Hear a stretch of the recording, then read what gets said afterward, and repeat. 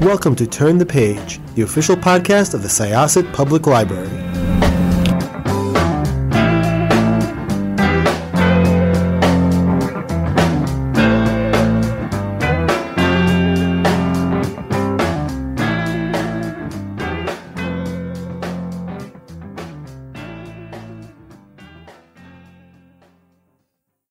Hi, this is Jessica with Syosset Library's Turn the Page podcast, and our fabulous author guest today is... My name is Jennifer Saint, and I'm the author of Ariadne.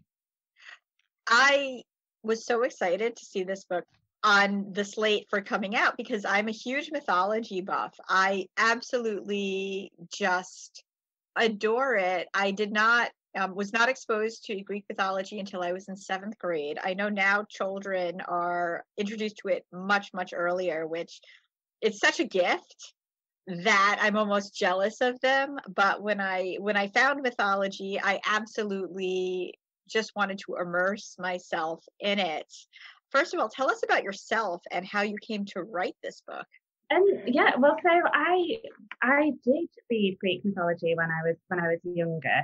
I think one of my first memories is my parents taking me on holiday to Cyprus and taking us to visit ancient ruins. We went to Kurion and to the amphitheatre there. And so I remember hearing the stories of mythology really for my whole life.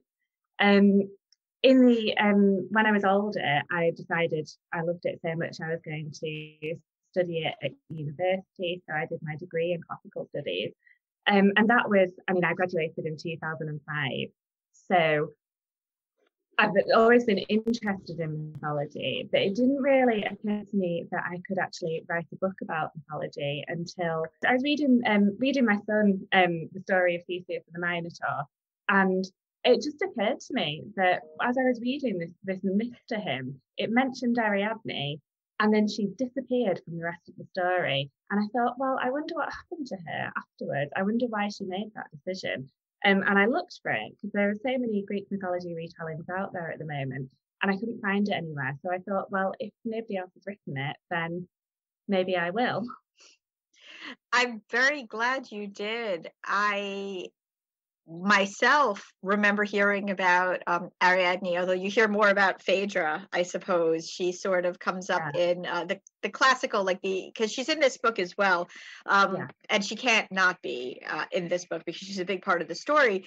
But while Ariadne's story kind of ends at the point after the maze, the Minotaur, Phaedra becomes a bigger character that we hear more about, and I was just really excited about the notion of exploring that story, because when this book was announced, I was like, yeah, what did happen to Ariadne? And I was unaware that there was a canon where she's involved with Dionysus, and I was very excited to see that was part of this story. So I do start with the birth of the Minotaur, and that was one of the most horrifying things that I came across when I was researching the story, when you really look into how the Minotaur came to be and how it was a punishment for King Minos's behaviour, but it's Pasiphae who is punished, his wife who pays the price, which becomes the recurring motif through the book because that is such a common theme of Greek mythology. And Ariadne similarly, and Phaedra as well, they all follow that path. So it begins with the birth of the Minotaur, and Ariadne's complex feelings towards it. It's a monster, but it's also her half brother. But as time goes on and it becomes more and more horrifying, and Athenian children are being brought to be sacrificed to it, she can't tolerate that any longer. And so when Theseus arrives, it doesn't take so much to convince her that she should help to end the slaughter. So she betrays her family and she runs away with Theseus. Things don't turn out the way that she expects with Theseus. He's not quite the noble hero that he's perhaps made himself out to be. And Ariadne finds herself alone. Meanwhile, her younger sister Phaedra has been left behind on Crete. And we know more about Phaedra's story, like you said. She ends up ultimately in Athens with Theseus, and the book follows her journey there and how she copes with a life where she never knows what it is that happened to her older sister.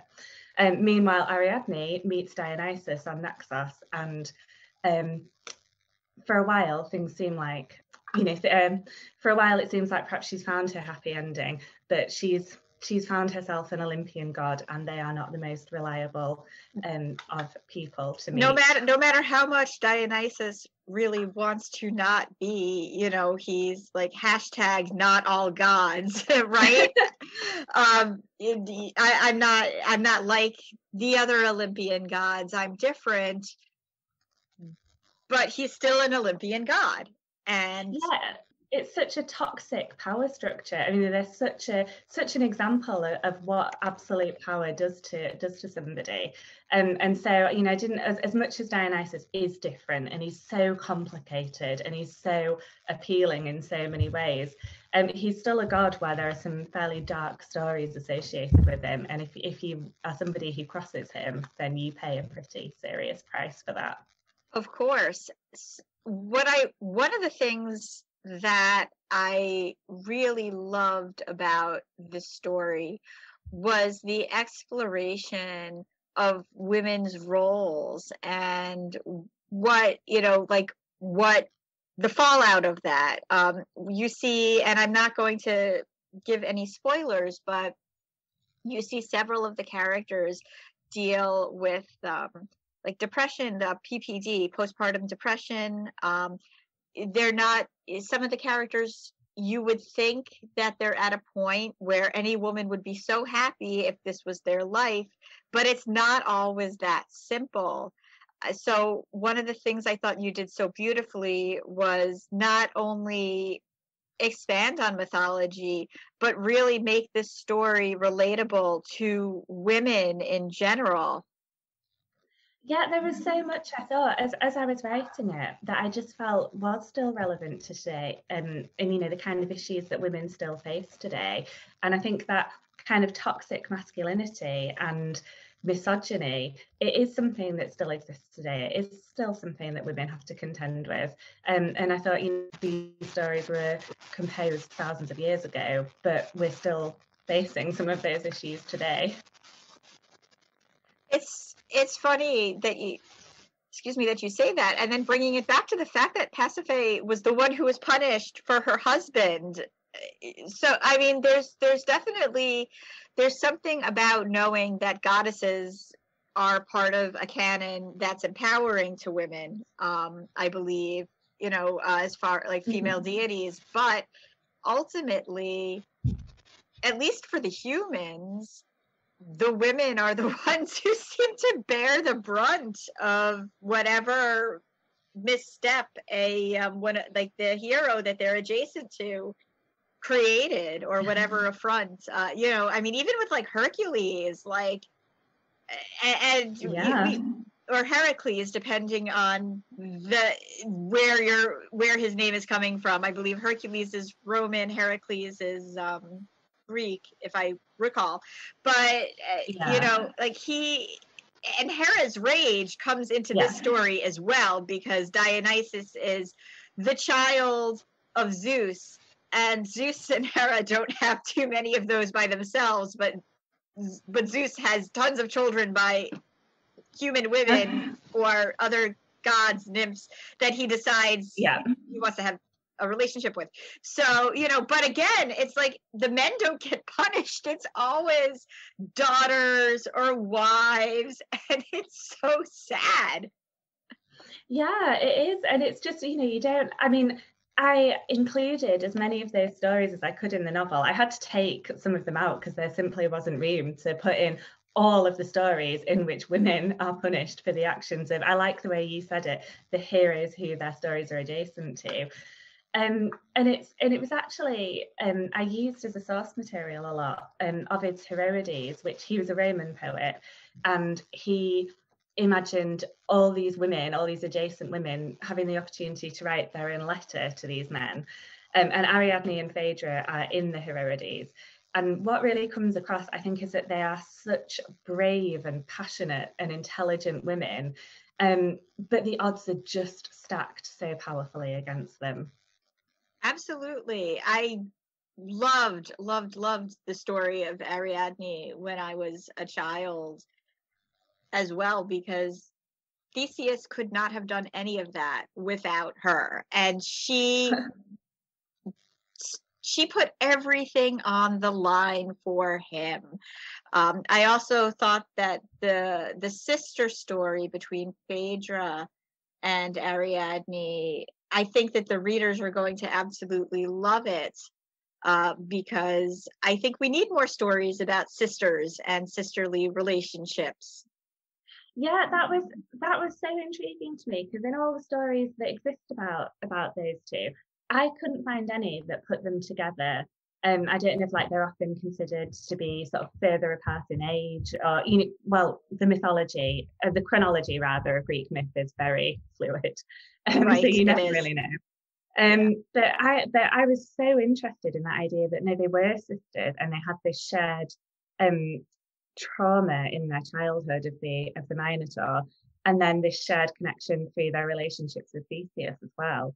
And I just thought that was so rich for exploring and finding out more about. I think that you also do a very good job of exploring Pasiphae's relationship to the Minotaur, the Minotaur, because it is her child. Yeah, and I thought, when he's born, as monstrous as he is, how would she feel about the baby? And sort of the idea, I think, that she might hope that she could turn him into something that he isn't, that maybe she could civilize him, maybe she could humanize the monster. Because I think you would have that hope as a mother. Yeah, I think you don't lose faith in your children. And you do have that drive to protect them and nurture them no matter what. So, and also the sort of horrific circumstances that she's been put into. That I was interested in what effect that would have had on her as well. So, I think this is going to be a huge hit. I keep hearing buzz about it. The cover art is beautiful. Did you have any input on that? Yeah, I did. So the publishers kind of asked for some of my ideas about the kind of things that I liked in cover art. But yeah, it was all the artists. Joanne O'Neill did the American cover, and it is just absolutely gorgeous. It's so beautiful. Are there any myths you would like to explore further in another novel? Yeah, so I'm in the process of edits on my second novel at the moment, and this one is from the perspective of Clytemnestra. And I'm giving thumbs up because this is not a video. My jaw dropped, I gasped, and I gave a thumbs up. Yeah, so that she has been a brilliant character to really get my teeth into. I have really enjoyed doing that. Yeah, Clytemnestra is another one of those who's painted as a villain, but there's so much more to that story. So much. Yeah. Yeah, so much. And I think, her actions are, that she's definitely got mitigating circumstances. So lovely chatting with you. I believe you said Ariadne is out the first week in May in the US? Yeah, May the 4th. May the 4th. A great day for us Star Wars fans as well. Please pick up Ariadne. It'll be in libraries, it'll be in bookstores, it'll be available for download. Is there going to be a audio version of it? Yeah, the audio version will come out the same date. Excellent. So if you are an audio person, that is an option for you as well. And if you liked, I believe Circe was the one who came out a few years ago. This is great because it shares characters, but it takes completely different views of them. And I'm so happy that both of these books can exist in the same space, but be equally resonant, even though the way the characters are the takes are very different, it's still so emotional and so wonderful. Oh, thank you so much. All right. Well, this was Jessica, and our guest today was Jennifer Bates. And we are going to close this chapter of Turn the Page. It's time to close this chapter of Turn the Page. Join us for the next episode.